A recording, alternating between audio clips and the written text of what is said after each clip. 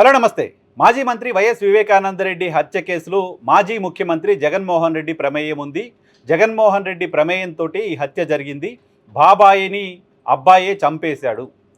Telugu Desam party అధినేతతో సహా జగన్మోహన్ రెడ్డిని వ్యతిరేకిస్తున్న వాళ్ళంతా, జగన్మోహన్ రెడ్డిని వ్యతిరేకించే మీడియా మొత్తం గడిచిన 5 ఏళ్లుగా మాట్లాడిన మాటలివి, గడిచిన 5 ఏళ్లుగా ప్రజల మెదళ్ళలోకి చొప్పించిన విషయాలివి. జగన్మోహన్ రెడ్డి గొడ్డలిచ్చారు, భారతిరెడ్డి హత్య చేయించింది, జగన్మోహన్ రెడ్డికి హత్య సంగతి ముందే తెలుసు, ఇలా నోటికొచ్చిన నేరేషన్లు ఇస్తూ ఉండడం చూసాం.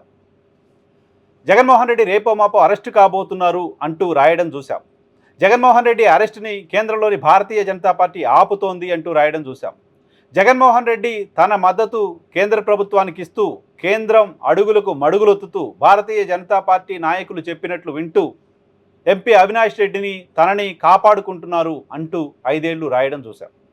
సిబిఐని భారతీయ జనతా పార్టీ ఇన్ఫ్లుయెన్స్ చేస్తుంది కాబట్టి వివేకానందరెడ్డి హత్య కేసుని సిబిఐ తేల్చలేకపోతుంది అని చెప్పడం చూసాం.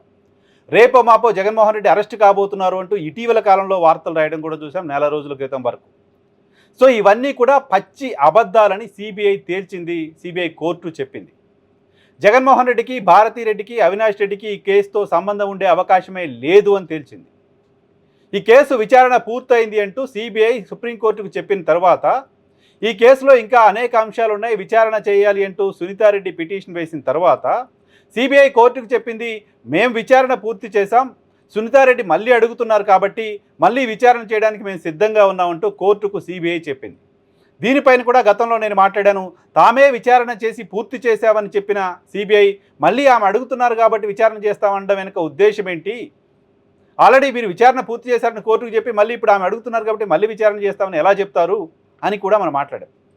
సో సిబిఐ విచారణ సందర్భంగా కోర్టు సిబిఐకి చెప్పిన మాట, తాజాగా కోర్టు తేల్చిన మాట, విచారణ చేయండి కానీ జగన్మోహన్ రెడ్డి, భారతిరెడ్డి, అవినాష్ రెడ్డి వీళ్ళ ప్రమేయానికి సంబంధించిన అంశంలో ఆధారాలు లేవు కాబట్టి ఆ దిశగా విచారణ అవసరం లేదు అనే విషయాన్ని కోర్టు చెప్పింది. ఇంకా పూర్తి డీటెయిల్స్ నిన్న కోర్టు విడుదల చేసిన తీర్పులో ఉన్నాయి. సో ఈ మొత్తం కోర్టు తీర్పులోని ప్రధానమైన అంశం, జగన్మోహన్ రెడ్డికి, భారతిరెడ్డికి ఈ అంశంలో సంబంధం లేదు అని ఒక క్లీన్ చిట్ ఇచ్చినట్టుగా అర్థం చేసుకోవాలి. మొత్తం సిబిఐ విచారణ చేసిన తీరుని, సిబిఐ విచారణని గమనించిన తర్వాత కోర్టు చెప్పిన మాట.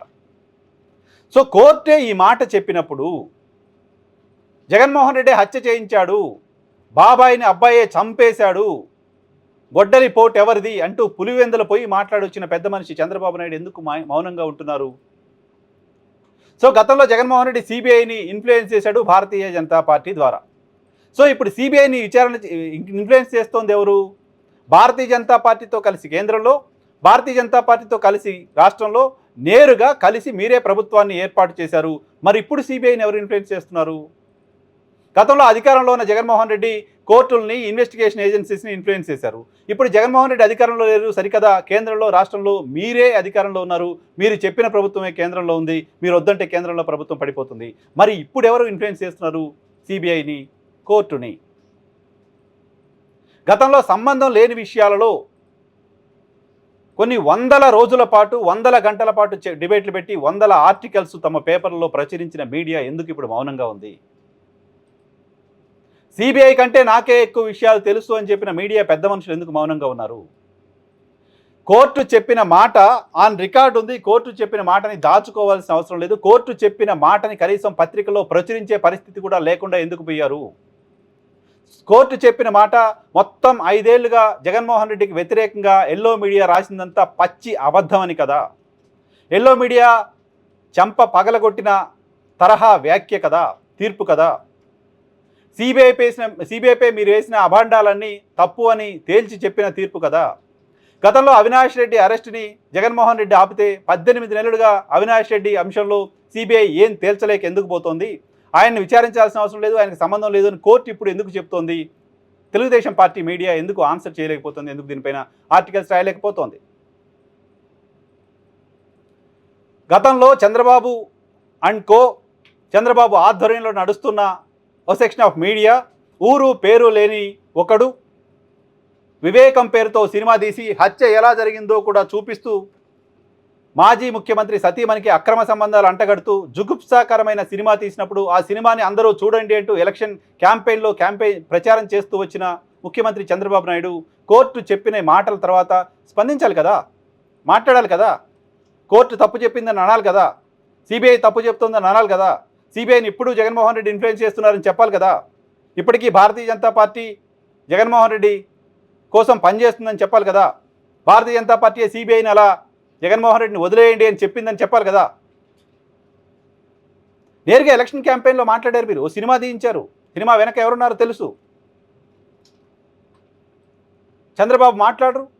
పులివెందుల నుంచి మొదలు పెడితే మొత్తం రాష్ట్రం అంతా తిరిగి యువగలం పేరుతో ప్రతి ఊర్లోనూ హూ కిల్డ్ బాబాయ్ అంటూ మాట్లాడినా నారా లోకేష్ స్పందించరు.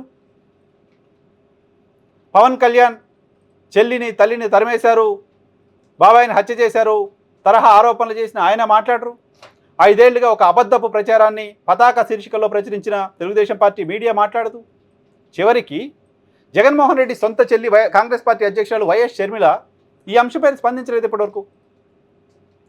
ఇప్పుడెవరు ఇన్ఫ్లుయెన్స్ చేస్తున్నారు కోర్టుల్ని, ఇప్పుడెవరు ఇన్ఫ్లుయెన్స్ చేస్తున్నారు ఇన్వెస్టిగేషన్ ఏజెన్సీస్ని? వైఎస్ షర్మిల ఆన్సర్ చేయాలి కదా. ఓ వర్గం అంతా, కొంతమంది మనుషులంతా టార్గెట్ చేసి ఒక వ్యక్తి క్యారెక్టర్ అసాసినేషన్ చేసేలాగా, ఇన్వెస్టిగేషన్ ఏజెన్సీస్ని ఇన్ఫ్లుయెన్స్ చేసేలాగా ఓ నెగిటివ్ నేరేషన్ని చేస్తూ వస్తున్నారనే మాట మాలాంటి వాళ్ళని చాలా సందర్భాల్లో మాట్లాడుతూ వస్తున్నాం, అనేక సందర్భాల్లో చెప్తూ వస్తున్నాం. గడిచిన 5 ఏళ్లుగా తెలుగుదేశం పార్టీ మీడియా చేస్తున్న ప్రచారం ఎంత తప్పో, ఎంత లాజిక్లెస్గా ఉందో కామన్ సెన్స్ ఉన్న వాళ్ళకి ఎవరికైనా అర్థమవుతుంది. ప్రజలకు కామన్ సెన్స్ లేదు అనుకొని ఈ ముఠా ఓ బ్యాచ్ అంతా ఈ తరహా క్యాంపెయిన్ చేశారు. ఇది వైఎస్ఆర్ కాంగ్రెస్ పార్టీకి మాత్రమే నష్టం కాదు, సమాజానికి మంచిది కాదు. ఒక వ్యక్తిపైన, కొంతమంది వ్యక్తులపైన తప్పుడు ప్రచారం చేస్తూ రావడం, లేని దాన్ని ఉన్నట్లుగా అభూత కల్పనలు ప్రచారం చేస్తూ రావడం, కోర్టు చెప్పిన మాట మొత్తం వీళ్ళందరికీ కూడా షాక్ని కలిగించే వార్త కదా. మొత్తం వీళ్ళందరూ చెప్పింది కూడా అబద్ధమని కోర్టు తేల్చేసిన మాట కదా. వైఎస్ సునీతారెడ్డి కూడా ఈ అంశంపైన స్పందించలేదు. కోర్టులు మాకు అన్యాయం చేస్తున్నాయని ఇప్పుడు ఆవిడ మాట్లాడాల్సిన అవసరం ఉంది కదా. ఢిల్లీకి వెళ్ళి ఓ ప్రెస్ కాన్ఫరెన్స్ పెట్టి సిబిఐ ఇన్ఫ్లుయెన్స్ చేస్తోంది కేంద్ర ప్రభుత్వాన్ని అని సునీతారెడ్డి ఇప్పుడు కూడా మాట్లాడాలి కదా. ఆమె ఎందుకు మాట్లాడలేకపోతున్నారు?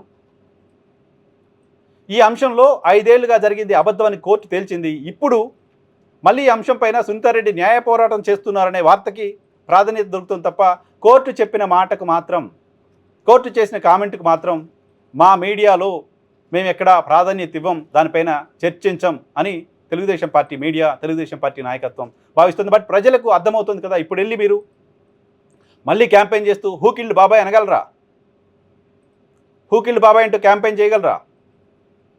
పైగా మీ చేతగాని తనం అవుతుంది కదా. 18 నెలలు అవుతుంది ఆంధ్రప్రదేశ్ రాష్ట్రంలో మీరు అధికారంలోకి వచ్చి. వివేకానంద రెడ్డి హత్య కేసులో దోషులు ఎవరో తేల్చండి. Who stop you? కేంద్రంలో మీ ప్రభుత్వం ఏముంది? సిబిఐని ఇన్ఫ్లుయెన్స్ చేసి మళ్ళీ విచారణ మొత్తం చేయించి సునీతారెడ్డి గారికి న్యాయం చేయండి, వివేకానంద రెడ్డి హత్య కేసులో దోషులు ఎవరో తేల్చండి. అది తేల్చకపోగా నేనే చంపేశాను, వివేకానంద రెడ్డి గారి పైన దాడి చేసింది నేనే, అటాక్ చేసింది నేనే అని ఓ నిందితుడు మాట్లాడి ఆయన బెయిల్పై బయటకు వచ్చి బయట తిరుగుతుంటే ఆయన కోసం, చంద్రబాబు కోసం కేసులు వాదించిన అడ్వకేట్, వివేకానందరెడ్డి హత్య కేసులో నేనే ముద్దాయిని అని చెప్తున్న వ్యక్తి కోసం కూడా కేసులు వాదిస్తున్నారంటే ఏమని అర్థం చేసుకోవాలి? తానే హత్య చేశానని చెప్పిన వ్యక్తి బాధితులకు మంచివాడిగా కనిపిస్తున్నారు. హత్యతో సంబంధం లేదని కోర్టు చెప్పిన వ్యక్తి ఈ హత్య చేశారని మీరంతా భావిస్తున్నారు. సో చంద్రబాబు కేసులు వాదించిన అడ్వకేట్కి చెల్లించాల్సిన ఫీజులెంతో ఇటీవల ఆంధ్రప్రదేశ్ రాష్ట్ర ప్రభుత్వం జీవోల రూపంలో ఇస్తున్న డబ్బులు చూస్తే అర్థమవుతుంది కదా. సో ఆ స్థాయి వ్యక్తి ఓ నిందితుడికి సంబంధించిన కేసుని, తానే చంపేశానని చెప్తున్న వ్యక్తికి సంబంధించిన కేసుని వాదిస్తున్నారంటే దీని వెనక ఎవరుండి నడిపిస్తున్నారని అనుకోవాలి రాష్ట్ర ప్రజలు. సో తేలిపోతోంది తప్పుడు ప్రచారం. నిజం నిలకడపైన తెలుస్తుంది అంటారు. అటువంటి నిజం నిలకడపైన ఇప్పుడు తెలుస్తోంది. నిజం నిలకడపైన ప్రజలకు తెలిసే లోపు అబద్ధం చేసిన డ్యామేజ్, అబద్ధం చేసిన విధ్వంసాన్ని ప్రజలు చూస్తున్నారు. అబద్ధం చేసిన విధ్వంసం తాలూకా ఎఫెక్ట్ని ప్రజలు ప్రస్తుతం అనుభవిస్తున్నారు. సో ఇప్పటికైనా మౌనం పాటిస్తున్న, మౌన వ్రతంలో ఉన్న నాయకులంతా కోర్టు తీర్పు పైన, సిబిఐ కోర్టుకు చెప్పిన అంశాలపైన స్పందించి మీ వర్షన్ ఏంటో చెప్పి, ఇంకా జగన్మోహన్ రెడ్డి హత్య చేశారు, భారతిరెడ్డి గొడ్డలిచ్చారు, ఇటువంటి కథలు రాయటం ఆపేస్తే కాస్తైనా ఇంకేమైనా 1% 1/2% క్రెడిబిలిటీ కోసం మీరు చేస్తున్న ప్రయత్నం విజయవంతమవుతుంది.